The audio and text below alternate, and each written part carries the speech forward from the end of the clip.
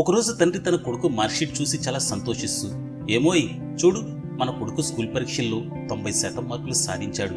ఈ రోజు పాయసం లేదా లడ్డూ తయారు చేయమని తన భార్యకు చెప్పాడు. వంటగదిలో ఉన్న భార్య ఆనందంతో పరిగెత్తుకుంటూ వచ్చింది. ఆమె ఆతృతగా, నిజమేనా, నాకు కూడా చూపించండి అంటూ ఆ మార్క్షీట్ తన చేతిలోకి తీసుకుంది.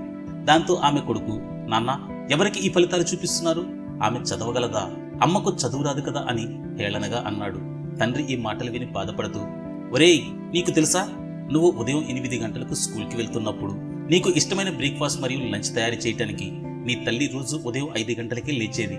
ఎందుకంటే ఆమెకు చదువు రాదు కాబట్టి. నువ్వు రాత్రి పుస్తకాలు చదువుతూ నిద్రపోతే నీ నోట్బుక్స్ అన్ని నీ బ్యాగ్లో ప్యాక్ చేసి నీకు దుప్పటి కప్పి నువ్వు క్షేమంగా ఉన్నావా అని చూసి ఆ తర్వాతే నిద్రపోయేది. ఎందుకంటే ఆమెకు చదువు రాదు కాబట్టి. మామూలుగా చదువుకున్న వాళ్ళు తమ స్వార్థం గురించి ముందుగా ఆలోచిస్తారు. కానీ నీ తల్లి ఏ రోజు తన స్వార్థం గురించి ఆలోచించలేదు. ఎందుకంటే ఆమెకు చదువు లేదు కాబట్టి. మనం కాగితంపై చూసే 90% ముఖ్యం కాదు, కానీ మన జీవితాన్ని 100% పూర్తి చేసే మొదటి గురువు ఎవరో తెలుసా? అదే నీ తల్లి అని చెప్పాడు. ఈ మాటలు విన్న కొడుకు తల్లిని తక్కువ చేసి మాట్లాడినందుకు క్షమించమని అడిగాడు. తల్లి మనకు జీవితంలో మొదటి గురువు.